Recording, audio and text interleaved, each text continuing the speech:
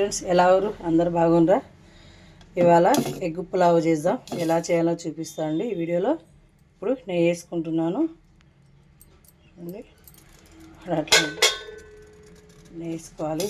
Egg తీసేసుకున్నాను. ఒక 4 bagara items, onions, టమాటా అన్నీ తీసుకున్నాను. నేను వీడియో నుంచి పెట్టబోతున్నాను. కొంచెం పసుపు వేసుకుందాం, కొంచెం సాల్ట్ వేసుకుందాం. ఇలా కట్స్ పెట్టుకొని ఫ్రై చేసుకోవాలి. మనం ఫస్ట్ మంచిగా రెడ్ వేనాయి ఎగ్స్. ఇప్పుడు తీసేసుకోవాలి. ఐటమ్స్ అన్నీ వేసుకోవాలి.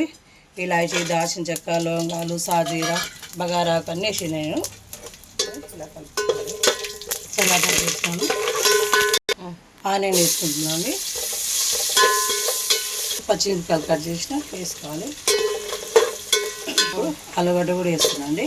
ఒక ఆలుగడ్డ తీసుకున్నా చిన్నది, చాలా బాగుంటుంది ఎగ్ పులావ్లో. టమాటా వేస్తున్నాను.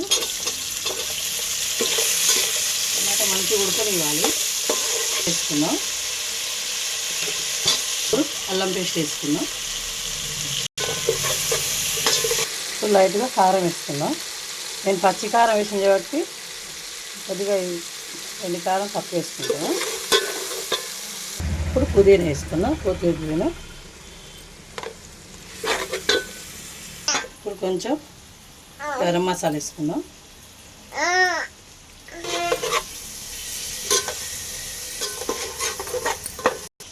ఇప్పుడు ఎసరు వేసుకుందాం.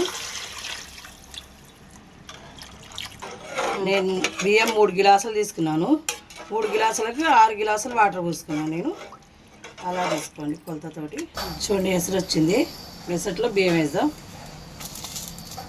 ఇలా వేసుకుంటే మంచిగా ఉడుకుతుందండి. మంచిగా కొలత లెక్కలు వేసుకుంటే ఇప్పుడు మంచిగా ఉడికేటట్టు వేసుకుందామండి. ఇప్పుడు ఎగ్స్ దీంట్లో వేసుకుందాం. మనం ఫ్రై చేసుకున్నాం కదా, ఎగ్స్ వేసేసుకుందాం. మంచిగా ఉడికిపోతాయి. ఇప్పుడు చాలా బాగా చూడండి అయిపోయింది ఎగ్ పులావ్. నేను పచ్చి కారంతో చేసింది కాబట్టి తెల్లగా అవపడుతుంది. మీరు ఒట్టి కారంతో టేస్ట్ చేస్తారు కదా, ఎండి కారంతో. నేను పచ్చి కారంతో చేసిన. ఈ వీడియో మీకు నచ్చితే లైక్ చేయండి, షేర్ చేయండి, కామెంట్ చేయండి, సబ్స్క్రైబ్ చేయండి. Thank you.